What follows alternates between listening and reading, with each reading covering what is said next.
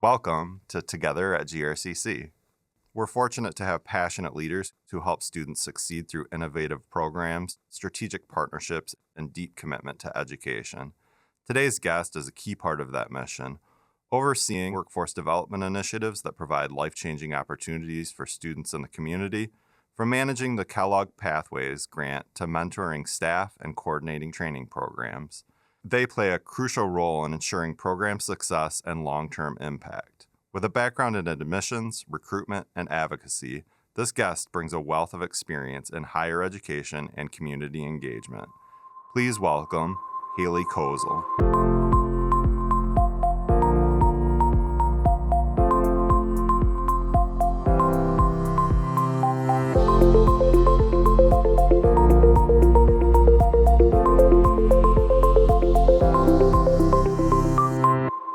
Hi, Haley. Welcome to the podcast. Hi, Ryan. Thanks for having me. Nice to meet you. This is the first time we've met. First time in person. Yeah.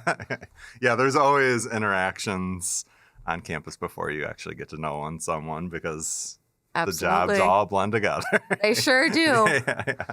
So just to start us off, can you share a little bit about your background and what led you to a career in higher ed and workforce development specifically? Yes, so I started off my education and doing dual enrollment at GRCC, so special place in my heart. And then I moved on to Aquinas College where I got a degree in counseling psychology, but really realized political science was where I wanted to be. Okay.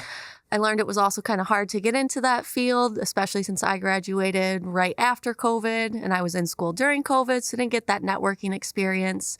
So I decided to become an admissions counselor at my home college, Aquinas. Oh, nice. And was there for about a year and a half. Really enjoyed what I was doing and getting to work with the students, but I wanted something that was a little bit different, a little change of pace. And I saw the community recruitment specialist position that I originally applied for and realized that would be a really good fit for me, especially to get to meet all of our local legislators and get to work with various different community partners.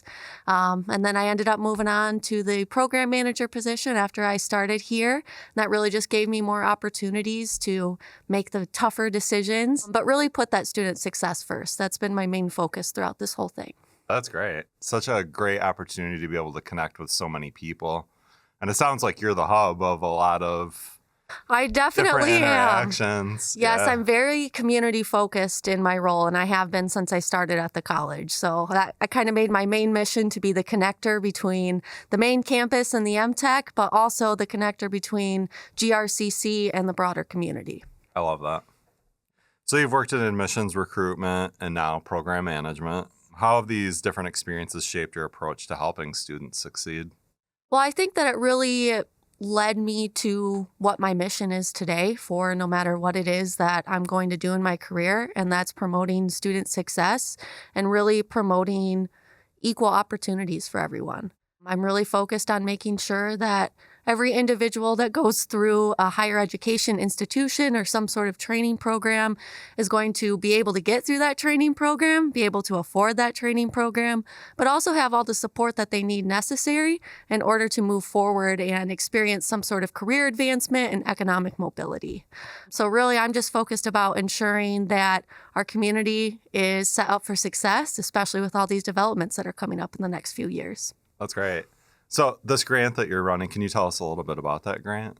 Yes, so I'm a program manager for the Kellogg Pathways grant, and that grant really focuses on ensuring that there are equal opportunities specifically for training and higher education for individuals in our neighborhoods of focus in Grand Rapids. So traditionally, neighborhoods of focus are those that have high levels of unemployment, high levels of poverty, and traditionally low levels of credential attainment or some sort of post-secondary achievement. So I really focus my grant on connecting with residents in those neighborhoods and really making sure that all my recruitment efforts for the innovative programming that I'm doing are focused on those neighborhoods and those residents, because those are the ones that really need it the most. Yeah. So how did you determine which neighborhood? Are there like statistics about which that help drive Yes. that work? Yes. Yeah. So there's quite a few statistics, but Grand Rapids themselves put out neighborhoods of focus, and those include the zip codes of 49503, 49504, and 49505, as Okay. well as 49507. Okay, great.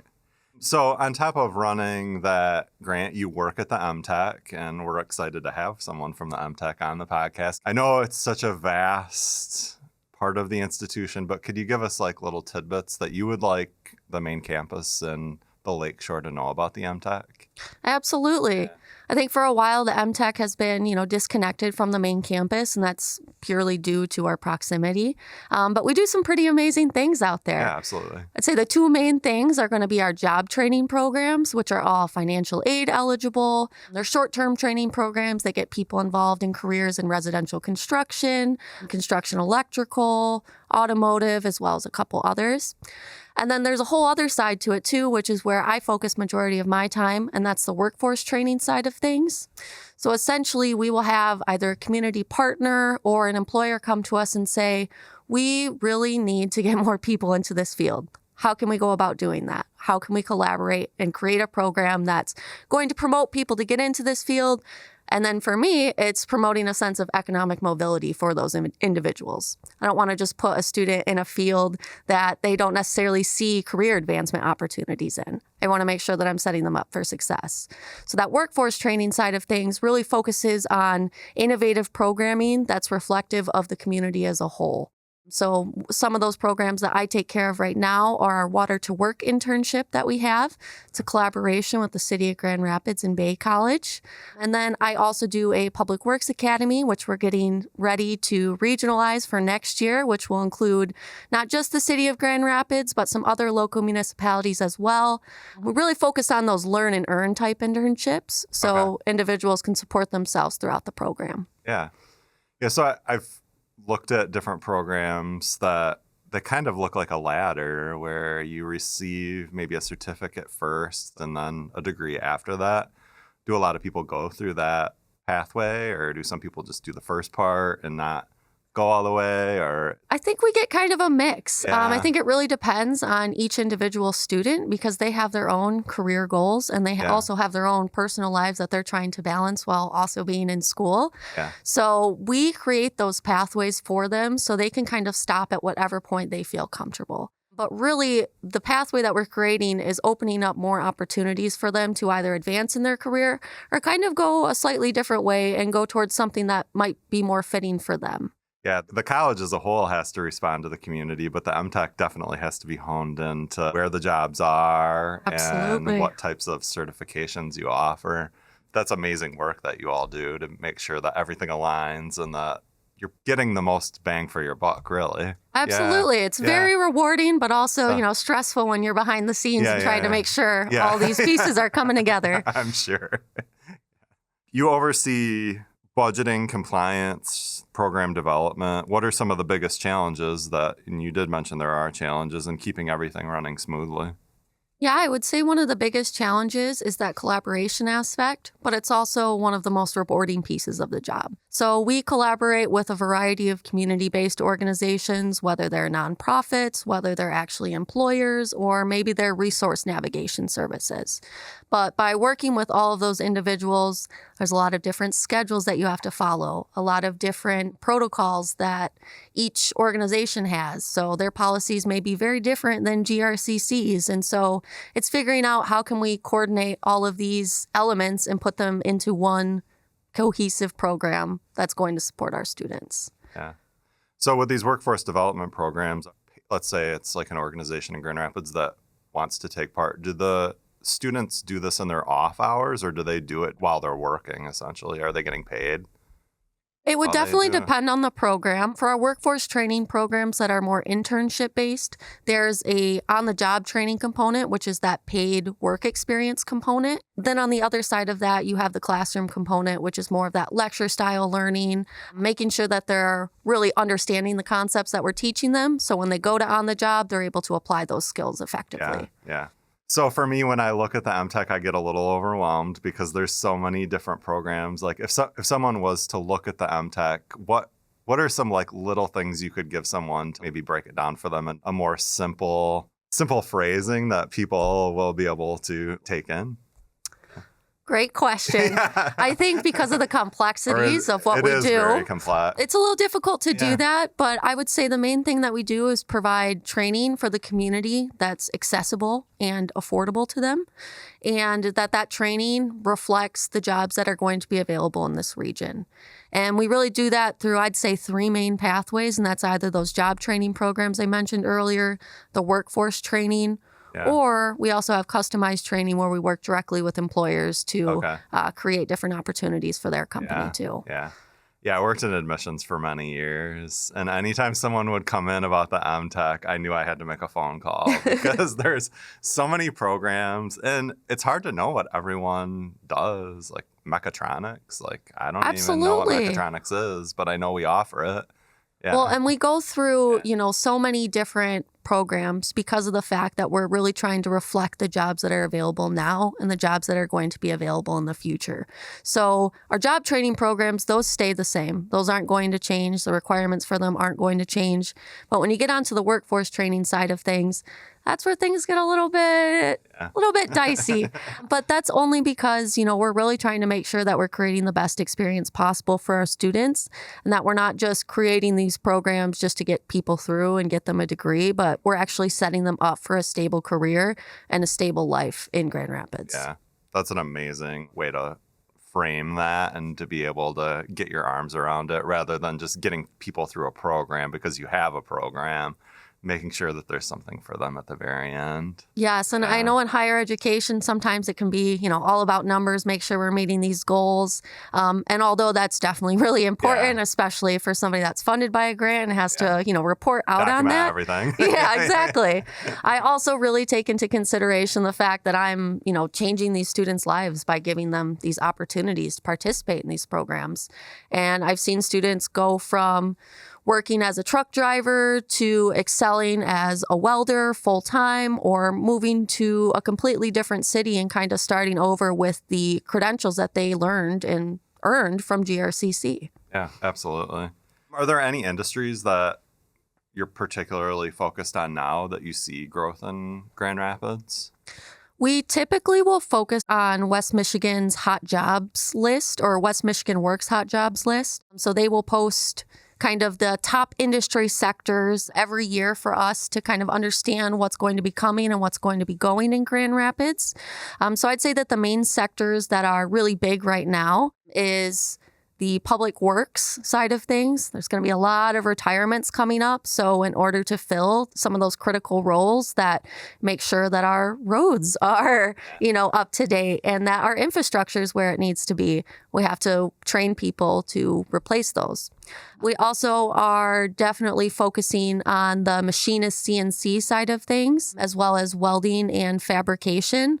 We know that with some of the recent bills that have been passed, that short-term training might become more of a reality for financial aid. So we're really trying to focus on creating more opportunities within those industries, especially as, again, more of these developments in Grand Rapids become up and coming. So we're really setting students up to be able to join those. Great. We did talk about this a little bit, but collaboration is a key to programs like this. How do you make sure local businesses, the educators, and other partners get together we talked about student success. How do you make sure they're all on board for making sure a student is successful? I think it's really important in a program management role, especially with this grant, to be a connector. So I am the one that schedules all of our monthly or our weekly or our bi-weekly meetings, depending on what partners I'm meeting with. I'm also part of a couple different collaborations, like the Grand River Workforce Collaboration, the Grand River Youth Workforce Collaboration, as well as the Essential Needs Task Force of Kent County. And by being a part of those groups and being involved in their meetings and really learning about what the residents of Grand Rapids are facing in terms of barriers to their education, I think that really gives me the opportunity to take the knowledge that I'm learning and apply it to my program. So I'm able to create a program that is accessible no matter what student is going through the doors. Yeah, great. So for students interested in these workforce training programs, what does the application process look like and what should they know before they apply? Well, each workforce training program is different and is going to have different requirements, especially if it's an internship. See what I mean about it being complicated? It is. It's a little complicated. They need to talk to a person. They right? do. Yeah, And that's why we have so many people that are available at the M-TEC to be able to do that. But I'd say for job training, just make sure that you have your transcripts available from your high school, if that's possible, or if you have any dual enrollment credits, we want to see that too. But really, we don't turn people away. You don't need a certain GPA in order to participate in our programs. What we're really looking for is somebody with the drive to be able to start a career. Especially for our workforce training programs, a lot of the individuals that come through are really taking a leap of faith and joining a program and joining a career that they might not have any idea about prior to entering. So we try to remove as many barriers to the application as possible. And then from there, we'll go through kind of a screening process after they've applied. We'll put them in through work keys testing to determine what sort of academic support they might need going forward. And then we also do regular check-ins with our students too, just to make sure that they feel that they're understanding the class material and that all of their basic needs are met. And so work keys, what is that? Is it math and English that it tests them on, or are there other things that work keys hones in on? Math and English are the main ones that we look at, Okay. Especially for our ESL or our ELL programs. And then the math side of things, too, is very important for pretty much anything in the skilled trades. Yeah. You got to know how to be able to measure, how to read, basic tools. So, yeah. Yeah. What's one success story that stands out to you, either a student, a program, or a moment that reinforced why you do this work and why it's so important? This has been a question I've been anticipating. I've had so many success stories that it's hard to pick one. So I'll go with the most recent that I've had. Okay, let's hear it. So I am also the program manager of our Water to Work program, which is funded by the EPA and essentially provides residents of Grand Rapids the opportunity to get a career in the water treatment industry. So they're the people that will do your drinking water. They'll also take care of your wastewater. So you definitely need them. And it's something that's definitely needed. They're also experience a high rate of retirements coming up in the next few years as well. So it's very important that we put people into this industry. But I just worked with a student who actually has gone through about 7 months of our program so far, has really enjoyed the internship and the on-the-job training that he's had, has really benefited from the professional development opportunities we've been able to offer, ranging from Tide Talks, which are talks with water professionals to kind of really get that, funny. get that, understanding of the industry and what sort of career exploration opportunities there are out there. But this student in particular was a truck driver or worked at a truck stop prior to this and was working about 80 hours a week and was just so drained and was not making enough money to be able to support himself and be able to support his family, and decided, I'm going to take a leap of faith and I'm going to try out this program and we'll see how it goes. This student has been probably one of the most successful students that I've ever worked with. Really just being able to see them grow in their time management skills, their organization, let alone their on-the-job training knowledge that they're getting. I actually had them lead me on a tour around the drinking water plant and being able to see where they started, not knowing anything about water, to be able to talk about the flocculation that's going on in this specific tank. It's just incredible to see. Yeah, that's a really special moment. And it helps probably motivate you in your work. Absolutely. Well. Yeah. I'd say it's the biggest thing that keeps me going. And when I see a student that goes through our program and is really, embracing everything that there is that we're putting into it, it's a beautiful feeling. And I saw that this student actually just received his first full-time job offer for a local municipality in the area. And he's going to continue with his classes while he's in there. But he's just very excited to be able to start a completely new career path that's paying him significantly more than he was getting paid before. And he actually feels valued. And he feels like we helped encourage him. And he said that this is the first time in my life that somebody has encouraged me like this to do something completely out of the box. Yeah. And that means everything. That does mean everything. That's such a great story. Thank you for sharing that. Thank you. Yeah. Looking ahead, how do you see GRCC's role in workforce development evolving, and what next for the programs that you oversee? Well, we are very involved in the river restoration developments that are going on downtown. So that includes the amphitheater, that includes Lion Square, which is over by the Amway, the Factory Yards project. And we are really anticipating that in these next probably year or 2 years that we're going to be pursuing more apprenticeship opportunities. So we are giving more individuals the opportunity to learn and earn. So they're really able to support themselves while they're going through this program. But they're also going to have the opportunity to work on multi-generational projects that they'll see because they're residents of Grand Rapids.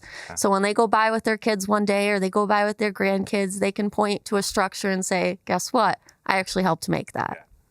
That's awesome. Is there anything that you would like to add that we haven't talked about before we sign off? If you haven't been to the M-TEC before, I highly recommend coming over. We can give you a great tour. We can tell you about all the things that we do. And if you ever have any questions about the M-TEC, I'm probably your point person. Thank you for giving us some clarity about the M-TEC. You're doing amazing work, and we just love what you're doing for the community. So thank you. Thank you for the opportunity. I Yeah. appreciate it. Together, we got this.